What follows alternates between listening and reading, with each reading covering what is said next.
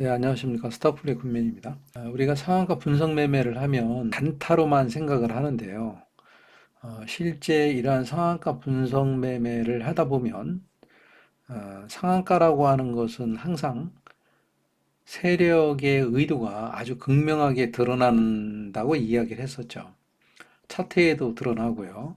앞으로 이 주식은 그런 근거 하나에 의해서 앞으로 어떻게 차트가 전개되겠다 하는 것들을 예상할 수가 있습니다. 차트 내에서 분명히 찾을 수가 있습니다. 그걸 적용해서 우리 매매한 것이 이제 노을인데 단기 매매 또는 수익 매매를 할 수 있는 단서를 찾아내는 것을 좀 말씀드리겠습니다. 물론 차트마다 또 주식의 흐름마다 캔들의 모양이나 캔들이 형성되는 과정에 따라서 케이스 바이 케이스 모두가 다릅니다. 하지만 그것을 가만히 이번 제 설명을 계기로 해서 가만히 차트를 살펴보시면 거기에서 분명히 힌트가 나옵니다. 즉 그 트리거죠. 이제 그거를 찾아낸다면 앞으로 수익을 내는데 참 도움이 많이 됩니다.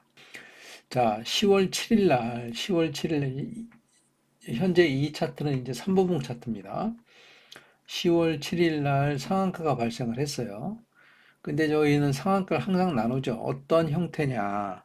이 형태는 US 타입입니다. 그러니까 이 차트의 유형은 US 타입입니다. 갑자기 올라서 상한가를 만들고 하루 종일 상한가를 마감을 한 거죠.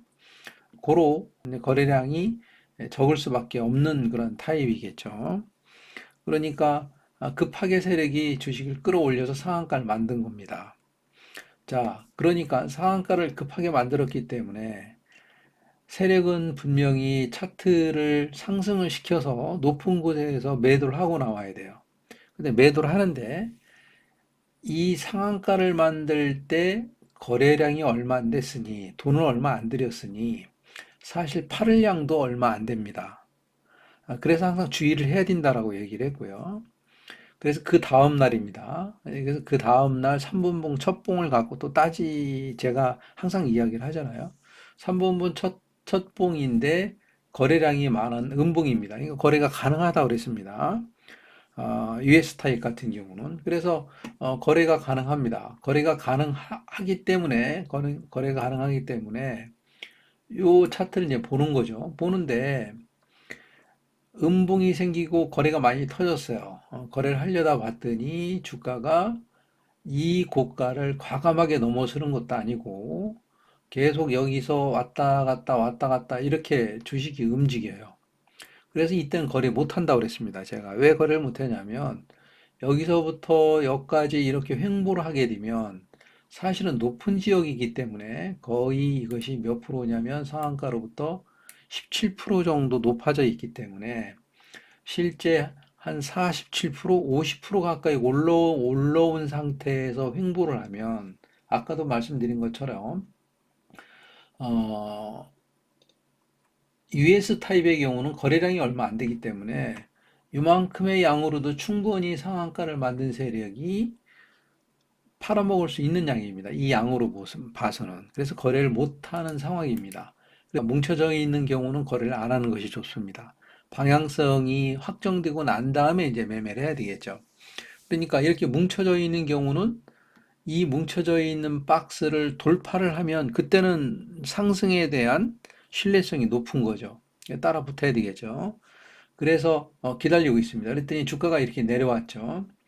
내려와서 여하튼 주가가 이렇게 내려서 진행되면서 또 내렸죠. 계속 내렸죠. 이 매매 못하는 겁니다. 왜 매매 못하는 이유는 이것 때문에 그래요. 뭉쳐져 있는 이유 때문에 이제 매매를 안 했습니다. 매매를 안 했던 거죠. 그래서 여기서 매매를 했죠. 왜 매매했냐면 아까 말씀드린 것처럼 이렇게 뭉쳐져 있는 박스권을 돌파를 했기 때문에 여기서 매매가 가능한 거죠. 돌파했기 때문에 매매해서 여기서 수익을 냈습니다. 수익을 냈고요. 매도를 해서 수익을 냈고요. 이제 그 다음날 나머지도 이제 매매를 해서 수익을 냈죠. 자, 근데요. 일단 한번 보겠습니다. 주식이 이제 이 상한가 이제 분석을 해놓은 거면 분석을 해서 이렇게 거래를 하고 끝난 거예요. 끝났는데 주식을 가만히 살펴보니까 어떤 일이 발생을 했냐면 생각을 한번 해봅시다. 아주 굉장히 중요한 이야기인데 이제 가만히 생각을 한번 해보세요. 자, 이렇게 거래를 적게 터트리고 빠르게 오른 상한가가, 자, 여기에 올라서 50% 가까이 오른 거죠. 상한가 여기서부터 따진다면 47%니까 여기는 50%가 넘겠죠. 자, 오른 다음에 주가가 여기서 횡보를 하다가 이렇게 주식을 올렸어요. 자, 그러면 이 주식은 다음 날 하락을 해도 이상하지 않은 주식입니다. 여기서 다 팔아먹기 때문에 거래량이 엄청 많잖아요. 그러니까 팔아먹기 때문에 아무 이상이 없는 겁니다. 매도가 돼도. 근데 그 다음날 봤더니 그 다음날 주가가 상승을 했어요. 했는데 상승한 양이 많지가 않아요. 그렇게 높지가 않아요. 그러니까 이렇게 높여서 거래가 많이 터졌다면 자, 이건 주식은 접근하면 안 되겠죠. 그죠? 다 팔아먹은 거니까. 근데 여기에서 높지가 않은 상태에서 거래가 이루어지고 주가가 빠졌어요. 아, 그러면 자, 여기서도 팔아먹고 여기도 높은 지역이니까 그래도 팔아먹었다고 볼 수가 있겠죠. 거래량이 많았으니까. 아, 그러면 주가는 내려야 되겠죠. 주가는 내려야 되는 것이 정상입니다. 그죠? 많이 팔았으니까 여기 머물 이유가 없겠죠. 근데 이제 그 다음 날, 자, 여기 양봉을 하나 딱 만들어 놓고, 이제 거래량이 얼마 안 돼요. 양봉을 만들어 놓고, 양봉으로 올릴 이유가 얘가 뭐가 있습니까? 다 팔아먹었는데, 내리면 되겠죠. 거래량이 많았기 때문에. 그건 곧 뭐냐면, 여기, 상한가를 만든 거래가 얼마 안 됐기 때문에, 이 거래량으로도 충분히 팔아먹었다라고 보는 거죠. 근데, 여기서, 주가를 3분봉은 거래량 얼마 안 되는 걸로 밀어 올렸다가 빠졌어요. 이제 빠지니까, 그러면 마지막 팔고 내려올 수도 있겠구나라고 보는 거죠. 그래서 이쯤 되면 이제 내려와야 되는데 중간에 이렇게 횡보를 하는 겁니다. 그 횡보를 하는 것을 보고 아, 이 주식은 좀 더 위로 끌고 갈 수 있겠구나. 높은 곳에서 더 팔아야 되는 이유가 있겠구나라고 하는 것이죠. 아니면 주가가 내려야 되는데 이거 내려야 되는 것이 당연한 건데 당연한 사실과 다르게 여기서 주가가 횡보를 하고 있었습니다. 그래서 횡보를 하길래 요때죠, 요때 이제 뭐 디테일한 거 좀 안 보겠습니다. 여하튼 이런 큰 굴기만 좀 보겠습니다. 큰 굴기를 봤을 때 횡보를 하고 있는 거예요. 그것도 뭐 11시, 뭐 10시쯤 넘어서 횡보를 하고 있었던 거죠. 그래서 제가 여기서 이제 매수를 해야 되겠다고 생각을 했습니다. 그래서 매수를 했죠. 말로만 매수했다 그러면 좀 안 믿어서 10시 31분에, 10시 31분에 노를 신규 매수한다. 3,090원에 3분의 1차 매수합니다. 그래서 38분에 노을이 이제 완전히 매수가 됐습니다. 운영하고 있는 카페에도 이렇게 공지를 합니다.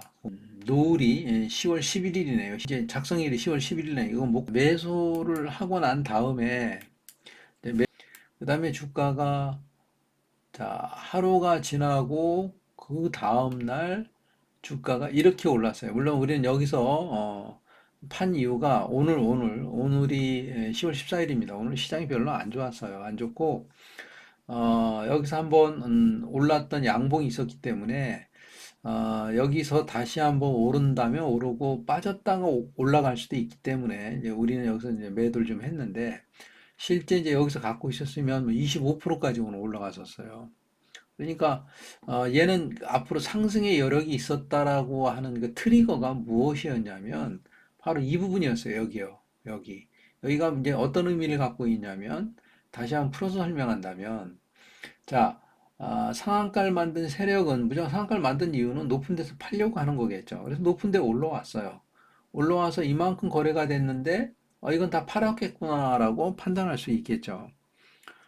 그래서 접근하지 못합니다. 근데 그 다음날 올렸다가 다시 주가가 하락을 했는데 올렸던 이 부분을 더 밑으로 내려가지 않았어요. 그 얘기는 건 뭐냐면 덜 팔았다는 거죠. 더 많이 팔고 싶은 거죠. 더 높은 곳에서 팔아야 될 이유가 있는 겁니다. 그러면 그게 진짜 그래? 그럼 그거를 보여줘야 되겠죠. 그 증거를 찾아야 됩니다. 찾으려면 그 다음날 개파락을 해서 음봉으로 내려가거나 또는 주가가 이제 이 저가를 깨고 내려가야 되는데 다음 날 10월 11일 날 9시부터 시작을 해서 주가가 9시가 반이 돼도 안 빠지는 겁니다. 아, 이거는 앞으로 오늘이라도 올릴 수 있겠다라고 생각을 해서 여기서 매수를 했던 거고요. 그 결과가 이제 이렇게 이제 좋은 결과가 나왔는데, 그러니까 결국에는 에, 만약에 다음날 이 가격이 높은 데서 형성이 돼서 차트가 만들어졌으면 아마 그 다음날도 급히 떨어졌을 거예요. 충분히 팔았기 때문에.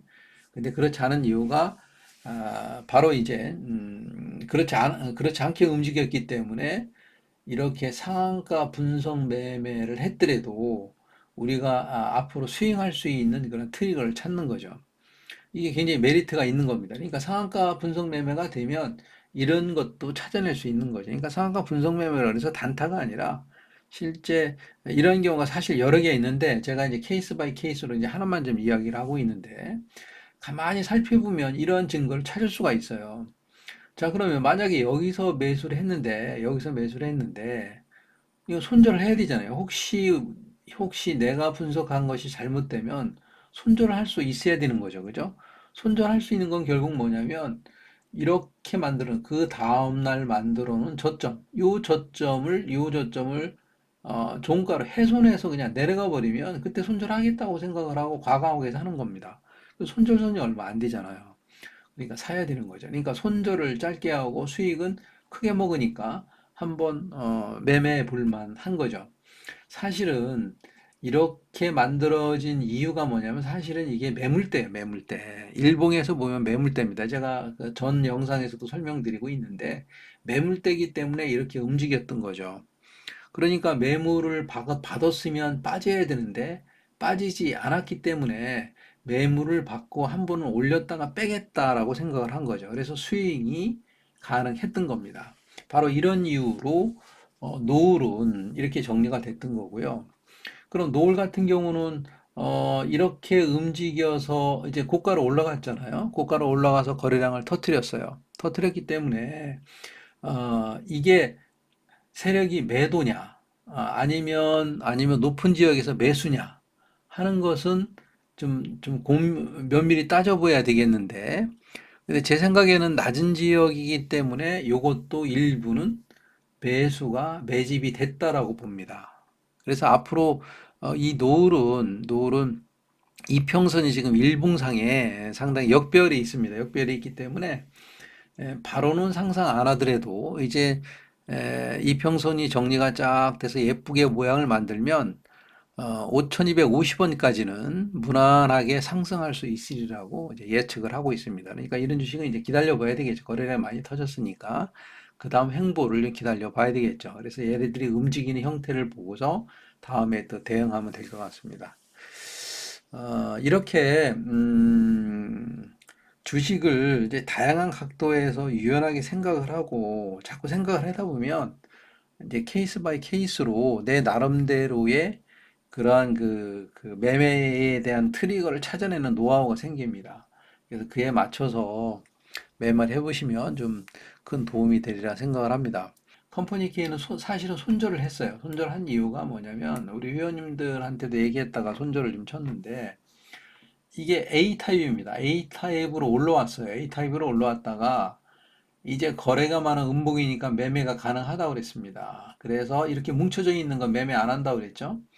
그래서 이게 내려왔어요. 내려왔는데 상한가하고 거리가 멀기 때문에 제가 이 노란색 선 안에서 지지가 생기면 매매할 수 있습니다. 그랬어요. 그래서 여기서 지지가 됐고, 지지가 되고 난 다음에 다시 상승의 그런 모양을 갖춰서 여기서 이제 매수를 했는데 주가가 빠졌어요. 그래서 요 저점을 훼손하면 매도해야 됩니다. 손절해야 됩니다. 그래서 사실은 1.3%인가 해서 여기서 매도하고 손절하고 나왔어요. 근데 이렇게 빠졌다가 다시 여기서 돌려 세워서 올라왔어요. 사실은 이렇게 다시 세워서 올라올 때 이렇게 헤드형 숄더의 부분에 이 부분이 어깨 부분을 넘었을 때 여기서 매수해야 됩니다. 매수를 했으면 그래도 한 8% 정도 수익이 나죠. 그러니까 이 상한가 분석 매매는 항상 이렇게 변동성에 의해서 정확하게 종목만 잘 잡으면 어느 구석이든지 상승을 이렇게 해서 수익이 납니다. 그러니까 수익 나는 게 중요한 게 아니라 사실 이렇게 손절도 쳐야 되겠죠. 손절은 짧게 가져가야 됩니다. 짧게 2% 이내로 가져가야 그 다음에 다음날 또 기회가 있으면 또 매수하면 뭐 5%, 뭐 10% 이렇게 수익이 나니까 이런 매매를 해야 된다고 생각을 합니다. 하여튼 제가 잠깐 뭐 컴퍼니 K도 소개를 드리고 요거에 대해서도 드릴 말씀이 많은데 나중에 또 이야기 드리고요. 일단 오늘 여기까지 하겠습니다. 자, 고생 많았습니다. 감사합니다.